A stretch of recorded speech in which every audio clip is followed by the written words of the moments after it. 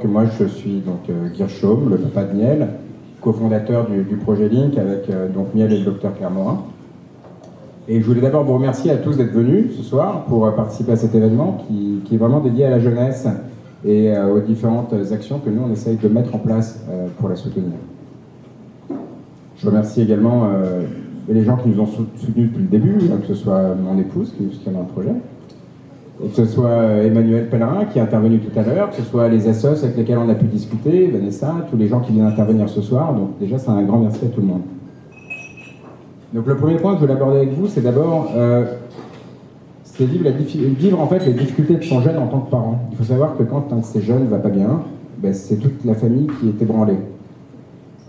D'abord, ce sont des problèmes qui touchent tout le monde, quelles que soient les classes sociales, quels que soient les endroits où on habite. C'est pas un problème qui arrive que dans les quartiers ou qui arrive que chez les gens en précarité. Non, non, c'est un problème qui est universel. Le mal-être touche partout et tout le monde. Ensuite, c'est quelque chose souvent qu'on ne voit pas venir. On ne s'attend pas à ça en fait. On se dit bah, tout va bien dans la famille, les enfants ont l'air heureux, épanouis. Ils cachent en fait, ils cachent très bien ces situations de mal-être. Et ça, c'est vraiment un des points les plus importants en termes de sensibilisation, en particulier pour les parents. Ce n'est pas parce que votre enfant est souriant, ce n'est pas parce que votre enfant a des bonnes notes que dans sa tête il va bien. Ensuite vient le choc. Le choc, c'est le moment où on découvre que son enfant n'est pas bien. Et ce choc, c'est extrêmement violent pour un papa ou pour une maman parce que finalement, on se sent coupable, responsable de la souffrance de son enfant. Qu'est-ce qui s'est passé? Pourquoi on n'a pas su voir sa difficulté? Pourquoi on n'a pas su voir sa détresse avant qu'il en soit déjà à un tel état? Puis vient le temps de la prise en charge. Et là, le message que je veux passer, c'est que quand son enfant va pas bien, bah, c'est long. Il faut être patient, il faut être résilient, mais surtout, il faut trouver les bonnes ressources et la bonne aide. Et pour ça, je vous assure, on n'est vraiment pas aidé. Quand vous commencez par un passage aux urgences parce que votre enfant a fait une bêtise, bah, bonne chance, parce qu'on vous rend votre enfant en vous disant bah, écoutez, allez voir un médecin, allez voir un psychologue, et c'est tout ce qu'on vous dit. Et on vous le laisse dans les mains, vous êtes complètement sous le choc, et vous n'avez finalement que très peu d'aide, très peu de conseils pour avancer. Et là, vous rentrez dans un parcours qui est long, très long, et qui peut même parfois devenir décourageant, mais le soutien en fait, de la famille devient à ce moment-là un élément essentiel pour que son enfant se sente mieux et puisse se récupérer. Maintenant, je vais vous parler des jeunes et pourquoi ils ont ce sentiment de mal-être. D'abord, les jeunes, qu'est-ce qu'on leur a servi, nous, en tant qu'adultes? On leur a servi un monde qui est anxiogène. On les a fait passer par le Covid, on les a fait passer par les guerres, on les a fait passer par différents types de crises financières, économiques, bref. Un monde qui est extrêmement difficile et qui forcément fait qu'ils se posent beaucoup de questions sur leur avenir. Pourquoi, d'après vous, les jeunes, pour beaucoup de jeunes aujourd'hui, disent qu'ils ne veulent pas avoir d'enfants plus tard? Parce qu'ils n'arrivent pas à se projeter dans le futur. Donc quand on ne se projette pas dans le futur, c'est très compliqué de se construire. Surtout, moi, ce que je pense, mon analyse en tout cas des jeunes, et il y en a beaucoup ici dans cette salle, c'est que vous n'avez pas envie de grandir comme nous on a grandi.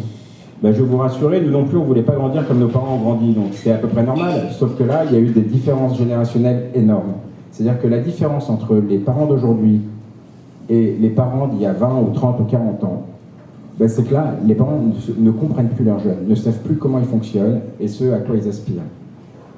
C'est vous, la génération Z, qui êtes différente de nous. Mais c'est vous qui êtes en quête de sens. Et ça, je trouve ça bien. Moi, je trouve ça très bien que cette jeunesse, aujourd'hui, ne veuille pas faire travailler pour payer des factures, vivre sans se poser de questions, sans se questionner sur son avenir.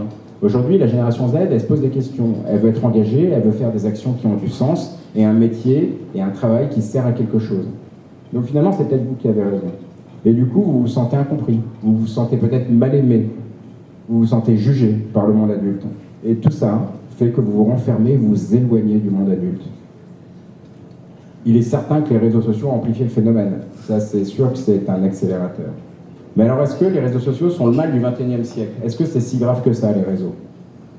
D'abord, je vais vous dire une chose. Les réseaux sociaux, ça fait partie de votre vie, vous les jeunes. Et ça, il faut que les parents l'acceptent.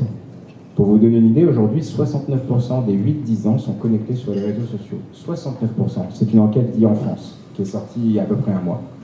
Donc vous êtes né avec les outils numériques, et c'est devenu aujourd'hui votre outil de communication principal. Les réseaux sociaux, c'est aussi une source d'information pour vous. Vous apprenez plein de choses. Et ça, c'est quand même quelque chose d'important. Ça vous ouvre en fait les yeux sur énormément de choses qui se passent en France ou dans le monde. Ça, ce sont les bons côtés. Mais parfois, évidemment, c'est mal utilisé. Encore une fois, le problème, il vient peut-être pas que de vous, mais il vient aussi peut-être de nous qui ne cherchons pas à comprendre le monde dans lequel vous évoluez. C'est pour ça que nous, on pense que pour mieux avancer pour vous en tant que jeune, ce qui est important, c'est qu'on puisse vous accompagner plutôt que de rejeter en bloc ce monde numérique. Pour nous, il est aussi essentiel de rendre ce monde numérique plus sûr. Aujourd'hui, il n'est pas assez régulé, ça c'est une certitude. On fait tout et n'importe quoi, on se fait insulter, on peut se faire harceler, intimider sur les réseaux sociaux. On peut balancer n'importe quelle information sur n'importe quoi, il n'y a pas de vérification, pas de contrôle. Et ça, nous, on pense vraiment que c'est un problème.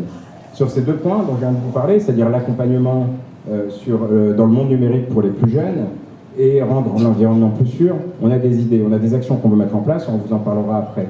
Ensuite, il y a le rôle essentiel du soutien des proches, de la famille et des adultes qui entourent les jeunes. C'est vraiment quelque chose de très important, autant en termes de prévention qu'en termes d'accompagnement d'un jeune qui va mal. Aujourd'hui, créer un lien fort dès le plus jeune âge, c'est donner toutes les chances à son jeune de pouvoir traverser les difficultés de la meilleure manière. Quand on crée ce lien de confiance avec ses enfants, eh ben, nos enfants ils peuvent venir nous voir. Ils sont, par exemple, harcelés à l'école. Eh ben, ils vont oser venir en parler. Ils vont venir chercher du soutien. C'est-à-dire que l'adulte devient un pilier inébranlable pour l'enfant, une sorte de protection universelle. L'adulte, ça doit être sa ressource, ça doit être son pilier quoi qu'il arrive. Mais pour ça, il faut la créer, cette confiance. Et c'est toute la difficulté. On a tendance à faire trop d'invectives avec ces jeunes. On rentre du travail, on les voit, est-ce que tu as fait tes devoirs, est-ce que tu as rangé ta chambre, c'est l'heure de manger. Ok, mais est-ce qu'à un moment on lui demande comment s'est passée sa journée? Est-ce qu'à un moment on lui demande s'il a rencontré des difficultés pendant sa journée? C'est-à-dire que nous, adultes, on doit s'intéresser à vous. Ça, c'est vraiment un point extrêmement important. En se sentant soutenus, ils vont mieux gérer toutes leurs difficultés. Et aujourd'hui, moi, une difficulté que j'entends énormément de la part des jeunes, c'est la pression scolaire. Alors c'est un sujet, finalement, dont on parle assez peu, mais pourtant, nous, on reçoit énormément de messages de jeunes qui se disent souffrir de la pression scolaire. Ils ont l'impression d'avoir le temps de rien. Le matin, ils se lèvent, ils vont à l'école. Le soir, ils rentrent, ils ont des devoirs. Les activités sportives, on essaie d'en faire un peu le mercredi, puis un petit peu pendant le week-end. Finalement, à quel moment on se pose et on se repose? Nous, adultes, on nous dit, attention, 35 heures, c'est le maximum. Ne vous fatiguez pas trop, parce que sinon, vous allez faire des burn-out. Mais les jeunes, ça ne nous dérange pas de les envoyer de 8h à 18h à l'école. Et ça ne nous dérange pas de leur coller des heures de devoir en plus, finalement, pour voir à quel point ils peuvent résister à cette pression scolaire. Et le problème, c'est qu'il y en a beaucoup qui craquent. Donc tout ça pour vous dire que ce qui est important, c'est en fait de décoder cette communication et d'être à l'écoute de ce que nous disent nos jeunes. Et on a l'impression aujourd'hui que personne ne les écoute réellement. Donc nous, on les écoute et on essaye justement de reporter tous ces messages vers les gens qui prennent les décisions. Donc voilà un petit peu ce que je voulais vous dire sur notre rôle, nous, en tant qu'adultes, et sûrement les éléments sur lesquels on n'a pas forcément été bons, et j'espère que ces choses évolueront pour votre bien-être et pour que vous soyez plus épanouis. Enfin, pour terminer, ce que je voulais vous dire, c'est que la jeunesse représente un véritable enjeu de société. Aujourd'hui, beaucoup de jeunes se sentent mal, beaucoup de jeunes se perdent. Qu'est-ce que ça crée? Des échecs scolaires, par exemple, donc des jeunes qui vont avoir du mal à s'intégrer dans la vie professionnelle. Ça génère aussi de la perte de confiance en soi, donc des futurs adultes qui ne seront pas épanouis. Donc l'impact, il est très lourd pour la société. Il est très lourd pour la société en termes de coûts. Quand on se retrouve avec des jeunes en échec scolaire, sans capacité à s'insérer professionnellement, tout ça, ça coûte à la société. Mais avant de coûter à la société, ça coûte à la famille. Il faut se rendre compte à quel point ces difficultés peuvent mettre des familles dans des situations extrêmement compliquées. Aujourd'hui, les ressources à disposition, pour nous, elles sont trop limitées. On estime qu'il n'y a pas assez d'explications, justement de décodage. On ne comprend pas les jeunes ne comprennent pas les adultes, et on a besoin d'avoir des gens qui font l'intermédiaire. Un peu comme le psychologue va faire l'intermédiaire entre l'enfant et les parents pour essayer de transmettre les messages de manière compréhensible. C'est sûr que quand un psy vous explique que votre enfant a un problème pour telle et telle raison, c'est un professionnel, donc on l'écoute. Et nous, on essaye d'avoir un peu cette démarche d'intermédiaire pour faciliter la compréhension du monde des jeunes et pour que les adultes considèrent enfin qu'ils ne sont pas là qu'à se plaindre pour se plaindre, qu'ils ne sont pas là qu'à faire du caprice, mais que laisser des jeunes grandir dans un sentiment de mal-être, ça peut être extrêmement douloureux pour eux, et on est des familles dans des situations extrêmement compliquées. On va essayer, nous, de faire bouger les choses au maximum. Et pour ça, on a besoin de vous. Et on sera entendu. Et on sait qu'on sera entendu sur ces messages. parce que ce sont devenus des sujets trop importants aujourd'hui dans la société. Donc on compte vraiment sur vous pour nous aider, nous appuyer, nous encourager à continuer ce combat. Merci.